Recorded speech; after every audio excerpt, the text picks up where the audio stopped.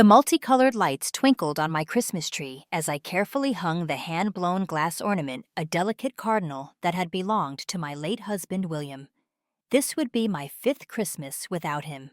I stepped back to admire my work. When my phone rang, Victoria's name flashed on the screen. My daughter-in-law rarely called unless she needed something, but it was December 10th, and I assumed she was finalizing Christmas plans. "Hello, Victoria," I answered, injecting warmth into my voice, despite our strained relationship. "Eleanor," she replied, her tone businesslike. "I'm calling about Christmas dinner." "Yes, I was wondering about that. Should I bring my sweet potato casserole again? I know the children love it." There was a pause before Victoria spoke again, her voice measured and cold. "Actually, we've decided to do things differently this year. We're keeping Christmas dinner small, just immediate family." I frowned, puzzled. "Well, that's fine. I don't mind if you're not inviting the extended family." "No. Eleanor, you don't understand." Another pause. "We're keeping it to just our nuclear family. Michael, myself, and the children." The implication of her words took a moment to sink in. "You're not inviting me to Christmas dinner." My voice sounded small even to my own ears. "We want a more intimate holiday this year. Just parents and children." I gripped the edge of my antique side table, steadying myself. "Victoria. M family, I'm Michael's mother, the children's grandmother."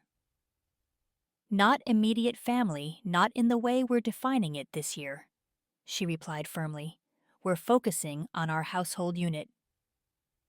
I struggled to process what she was saying. For over 40 years, I had been the heart of our family. Christmas celebrations. Even after William's death, I had maintained our traditions, hosting dinners and bringing everyone together. Last year, Victoria had insisted on hosting at their house, but I had still been included, still been part of the celebration. "I see. I managed, though I didn't see it all. And Michael agrees with this." Victoria's tone grew defensive. "It was a joint decision. We both want to create our own family traditions." Before I could respond, she continued. "Oh, and we're still planning to exchange gifts on Christmas Eve, if you want to drop yours off. The kids have been asking about what you're getting them."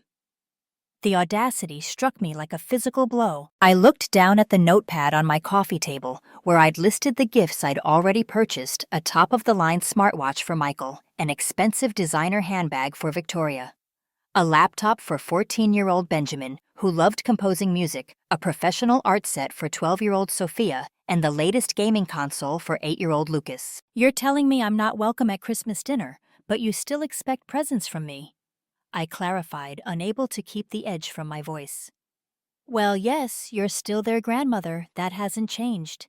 She said it as if I were being unreasonable. I stood in silence, staring at the Christmas tree that suddenly seemed to mock me with its cheer. "I need to go, Victoria. I have an appointment." I lied, needing to end the conversation before I said something I'd regret. "All right, I'll tell the kids you'll drop off the gifts before Christmas. They're excited to see what you got them."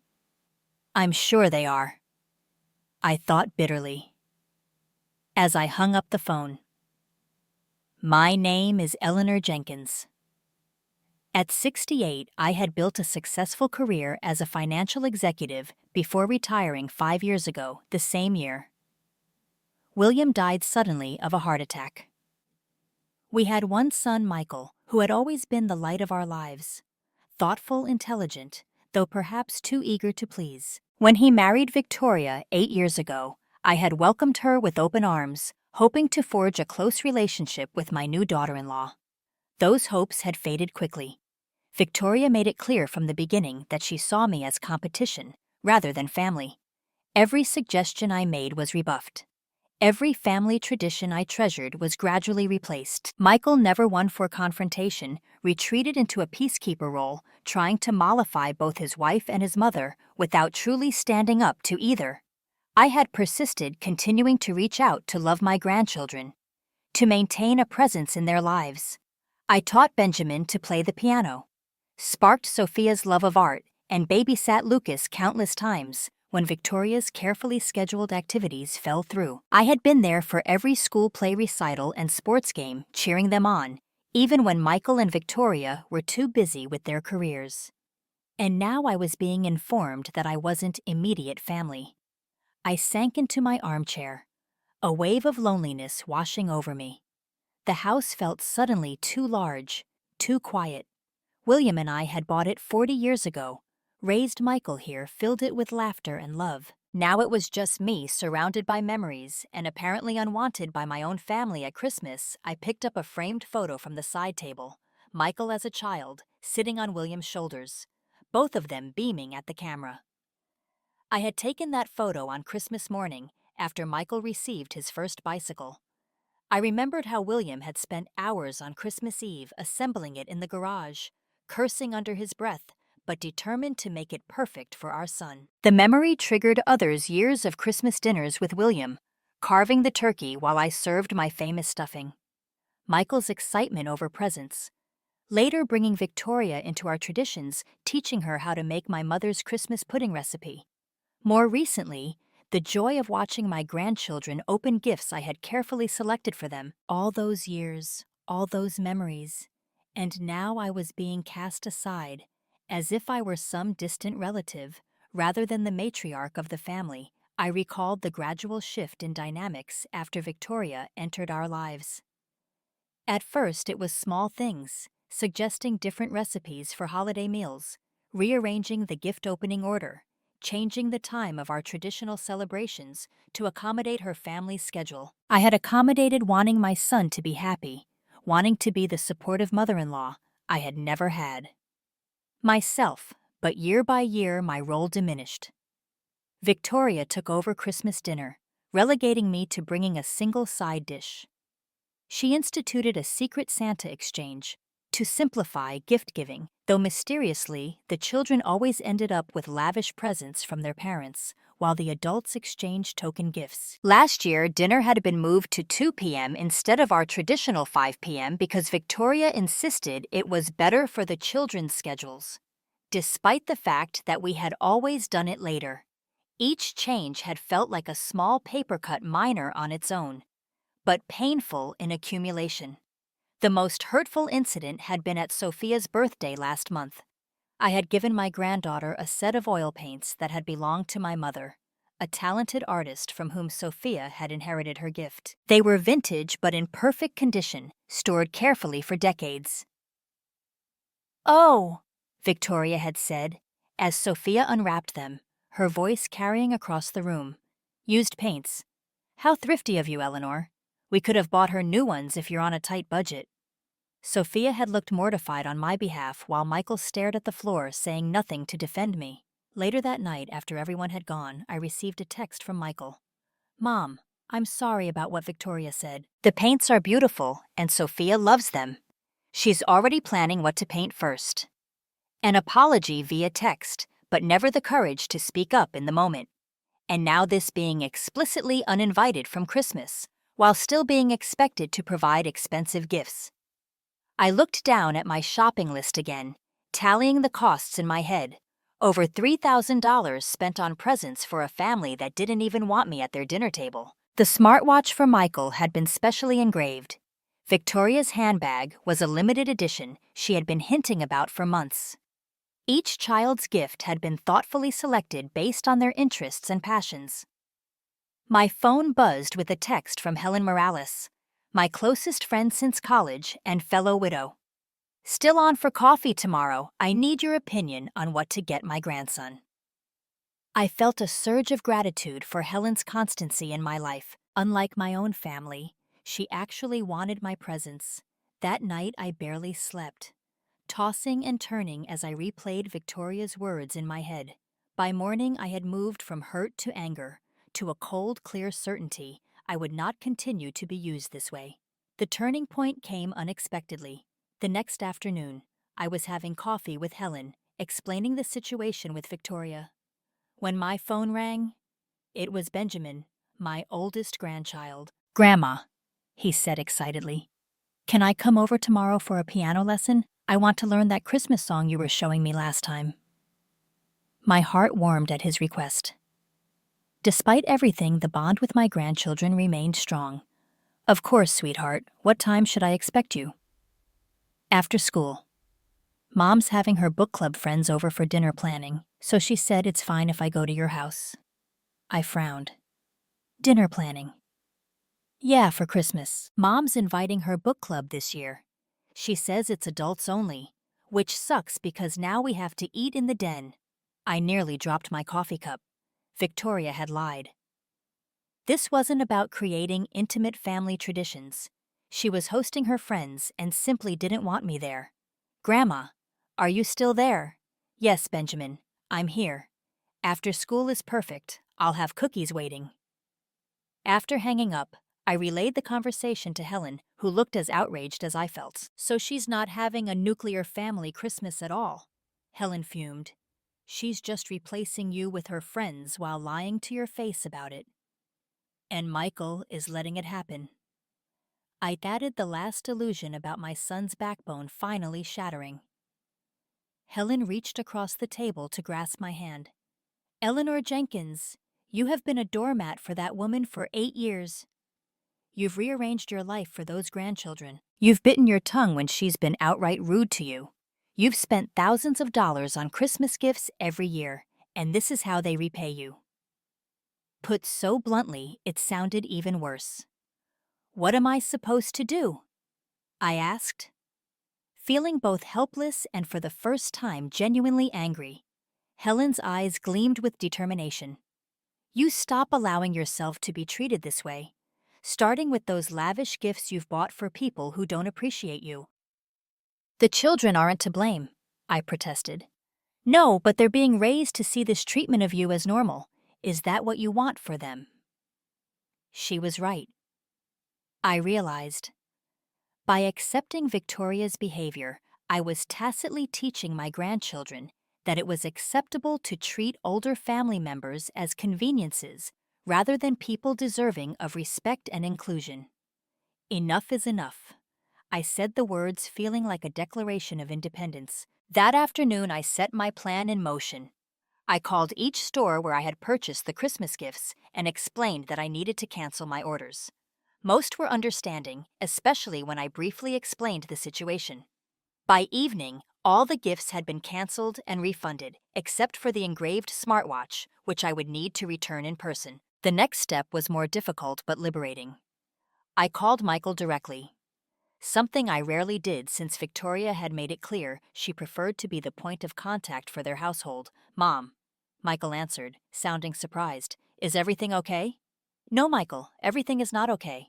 I replied calmly. I spoke with Benjamin today. He mentioned Victoria is hosting her book club for Christmas dinner. There was a telling pause. It's complicated, Mom. Victoria thought it would be nice to host some friends who don't have family in town. That would be admirable if she hadn't explicitly uninvited her children's grandmother while doing so. Another pause. She didn't mean. She told me you wanted an intimate family Christmas that wasn't true, was it? His sigh confirmed what I already knew. I'm sorry, Mom. Victoria thought it would be less hurtful to say it that way. Less hurtful than admitting she simply doesn't want me there, Michael. When did you become someone who lies to his mother? It's not like that, he protested weakly. Things have been stressful, and Victoria thought. I interrupted. What about what you think? What about what your children think? Do they know their grandmother has been uninvited from Christmas while your wife's book club gets served my traditional turkey recipe? Mom, please don't make this harder than it needs to be. We'll do something with you after Christmas, I promise. His placating tone was the final straw. Michael, I've made a decision. I won't be dropping off any Christmas gifts this year. What? But the kids are expecting. I've canceled everything. The smartwatch for you. Victoria's handbag, Benjamin's laptop, Sophia's art supplies, Lucas's gaming system. All of it. Mom, you can't do that. His voice rose in panic. The kids will be devastated. I'm devastated. Michael, I've been excluded from a family celebration while still being expected to provide expensive gifts. That doesn't seem fair, does it? "This isn't like you," he said, switching tactics. "You've never been vindictive." "This isn't vindictiveness, it's self-respect. Something I should have exercised years ago." I softened my tone. "I love you, Michael. I love my grandchildren, but I won't be treated as an ATM with no feelings of my own."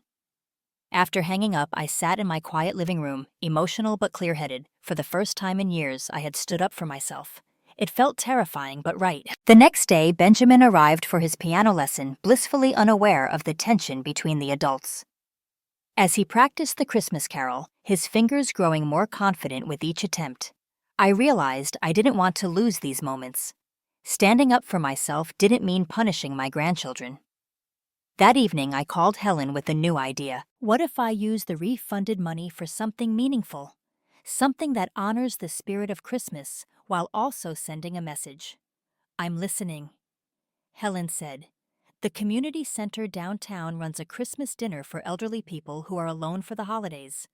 What if I sponsor it this year? Fund the entire meal." Helen's enthusiasm confirmed I was on the right track. "That's perfect. You're redirecting the negative energy into something positive. Plus, it shows Victoria and Michael that Christmas isn't about expensive gifts, it's about generosity and inclusion."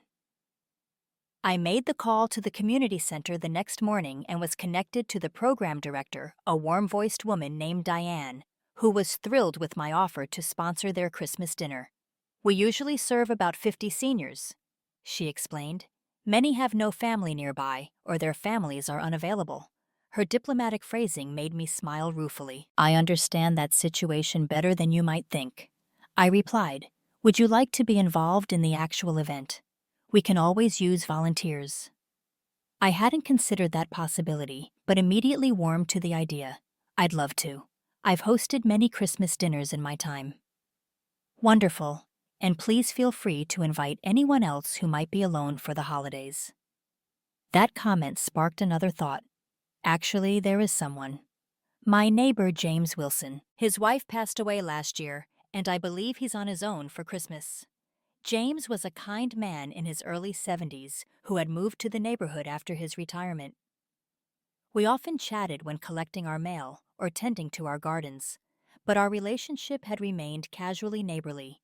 I knew from our conversations that his children lived overseas and couldn't make it home for every holiday. After finishing the call with Diane, I walked next door and invited James to join the community center dinner. His face lit up with genuine pleasure. "I'd be delighted, Eleanor," he said. To be honest, I was dreading another Christmas alone with TV dinners and old movies. "Actually," I found myself saying, "I was wondering if you'd like to help plan it. I've sponsored the meal, but there's still a lot to organize." His enthusiastic acceptance led to coffee in my kitchen, which turned into an impromptu planning session that lasted well into the evening. James, it turned out, had been an event planner before retirement and had creative ideas for making the community dinner special. Over the next week, James and I worked closely with Diane to organize the event. We selected a menu that included traditional favorites, arranged for small gifts for each attendee, and planned entertainment. I found myself looking forward to Christmas for the first time since William's death, not with the anxious desire to please that had characterized recent years, but with genuine excitement. Meanwhile, the fallout from my decision about the family gifts continued. Victoria called twice, leaving icily polite voicemails about discussing the gift situation. Michael texted daily, alternating between guilt trips. Lucas cried when I told him. And olive branches. "Let's talk this through, Mom." I maintained my position, responding kindly but firmly that my decision was final. I did, however, let them know I had arranged for special gift cards to be sent to each grandchild so they could select something they truly wanted. "You're still giving them money?" Helen asked when I told her the children are innocent in this. I explained, "But there's a difference between sending them reasonable gift cards and spending thousands on presents while being excluded." The community center dinner plans expanded. James introduced me to several of his friends who were also alone for the holidays, and they eagerly joined our volunteer team. 1. A retired photographer named Thomas offered to document the event. Another Gloria, who had been a professional singer in her youth, volunteered to perform Christmas carols. With a week until Christmas, I sat down to write special Christmas cards. For the grandchildren, warm, loving messages along with their gift cards. For Michael, a longer letter, expressing my love but also my disappointment, along with an invitation to the community center dinner, if you'd like to see what Christmas is truly about. For Victoria, a simple card with a photo of the community center and a note. This year, I've chosen to redirect my Christmas budget to people who value my presence as much as my presence. Merry Christmas. Perhaps it was petty, but I made sure the cards would arrive on Christmas Eve when it would be too late for Victoria to replace the lavish gifts they had expected from me. As Christmas approached, a strange thing happened. Instead of feeling lonely or bitter, I felt increasingly liberated. James and I spent hours together, shopping for decorations for the community center, sampling potential desserts for the menu, laughing more than I had in years. When he shyly asked if I'd accompany him to a Christmas concert 2 days before the holiday, I realized we had transitioned from neighbors to something more genuine friends, with the possibility of more on the horizon. Christmas Eve arrived crisp and clear. The community center was transformed with tasteful decorations, long tables set with real china, borrowed from a local event company, and a towering Christmas tree adorned with handcrafted ornaments made by local schoolchildren. 58 seniors had RSVP'd along with our team of volunteers. James arrived at my door to drive us to the center, looking handsome in a festive red sweater. "Ready for our Christmas revolution?" he asked with a twinkle in his eye. "More than ready," I replied, feeling a surge of anticipation. The dinner was everything we had hoped for, and more. The room buzzed with conversation and laughter, as people who might otherwise have spent the holiday alone connected over a delicious meal. Thomas captured it all on camera. Gloria leading everyone in Christmas carols, the delight on faces as dessert was served, the genuine hugs exchanged between new friends. I was serving coffee when Diane approached me with a strange expression. "Eleanor, there are some young people at the door asking for you. They say they're your grandchildren." Startled, I followed her to the entrance where Benjamin, Sophia, and Lucas stood bundled in winter coats. "Grandma," Lucas cried, launching himself at me. "We missed you." I hugged him tightly, looking over his head at the older two. "What are you doing here? How did you get here?" Benjamin shrugged. "We took an Uber. We used the gift cards you sent us." "You spent your gift cards on an Uber to find me." I was touched beyond words. Sophia nodded. "When your card came, we realized how sad it was that you weren't coming for Christmas. Then Dad told us about this dinner you were organizing, and we decided we wanted to be with you instead." "Does your mother know you're here?" I asked, suddenly concerned. Benjamin's expression grew guarded. "Not exactly. She and Dad were arguing about your card when we left. She's pretty mad about the presents." I should have felt guilty, but all I felt was a profound sense of rightness. These children had sought me out, chosen my presence over presents. It was the best gift I could have received. "Well, since you're here, would you like to help? We can always use more hands to serve dessert." Their enthusiastic agreement led to one of the most meaningful Christmas Eves of my life. My grandchildren worked alongside me, James and our volunteer team, bringing joy to people who had expected to spend the holiday alone. I watched with pride as Benjamin played carols on the center's old piano, as Sophia helped an elderly woman with trembling hands cut her dessert, as Lucas charmed everyone with his earnest questions and boundless energy. As the evening wound down, my phone rang. Michael undoubtedly having discovered his children's whereabouts. I stepped outside to take the call. "They're with you," he demanded without preamble. "They're safe and having a wonderful time." I assured him. "They've been helping serve Christmas dinner to seniors who would otherwise be alone today." "Victoria is furious. She says you manipulated them into coming." "I did no such thing," I replied calmly. "I didn't even know they were coming. They used their gift cards to take an Uber here." There was a long pause. "Why are you doing this?" "Mom. First the gifts, now turning the kids against Victoria." I haven't turned anyone against anyone. I simply refused to continue being treated as an afterthought in my own family. I made other plans when I was explicitly uninvited from your Christmas. It wasn't my idea, he said quietly. But you went along with it, Michael.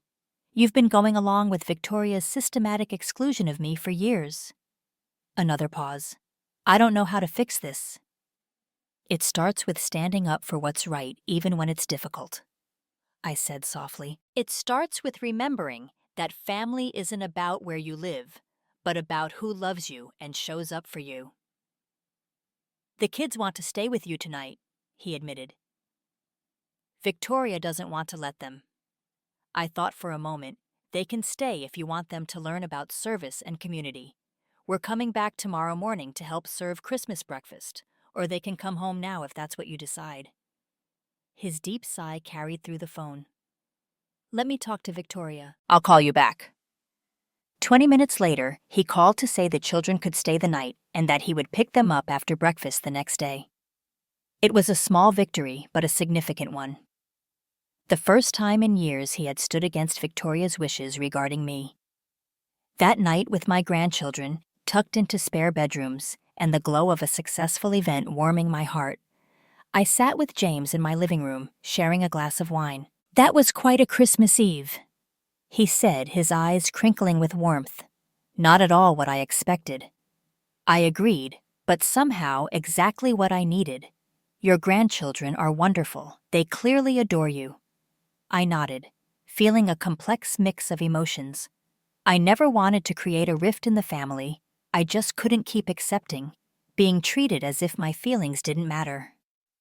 Sometimes standing up for yourself is the kindest thing you can do for everyone, James observed. It sets the standard for how relationships should work.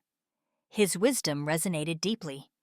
I think you're right. I've been so afraid of losing my connection with my grandchildren that I allowed Victoria to dictate the terms of our relationship.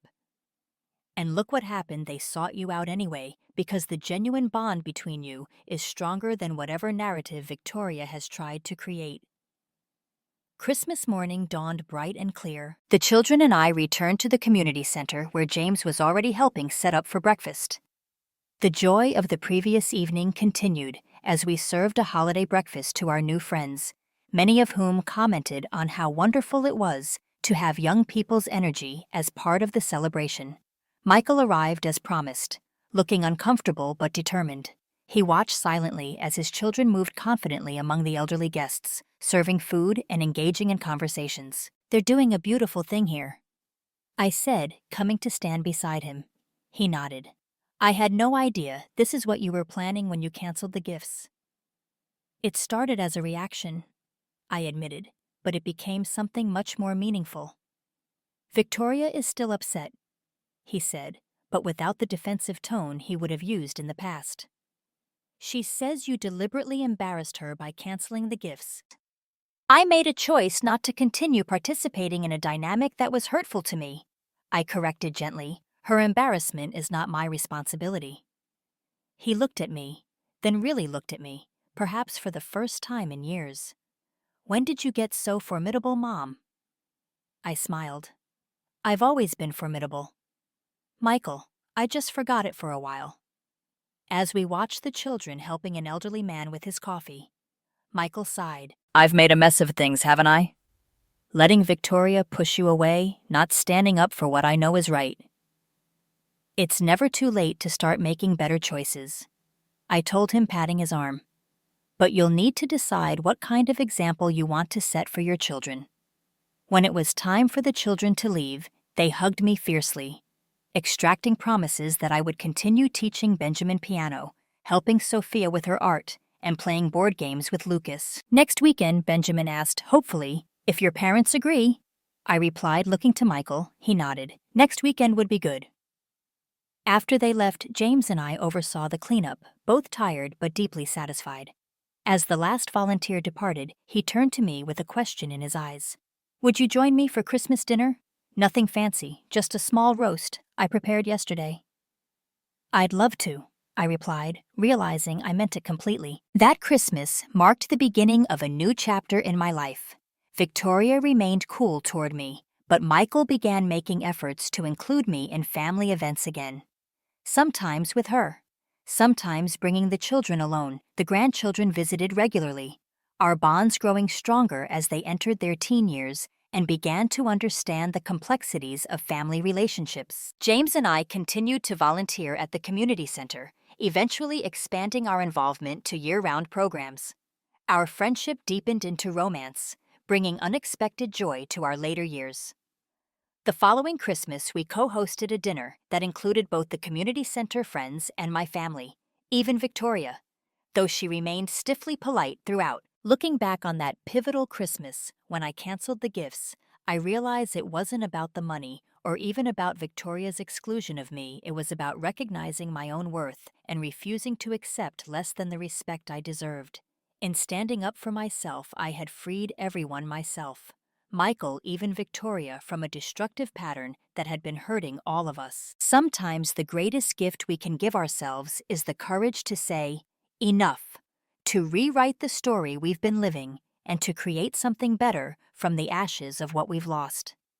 In my case, that decision led not only to self-respect, but to a richer, more authentic life than I could have imagined.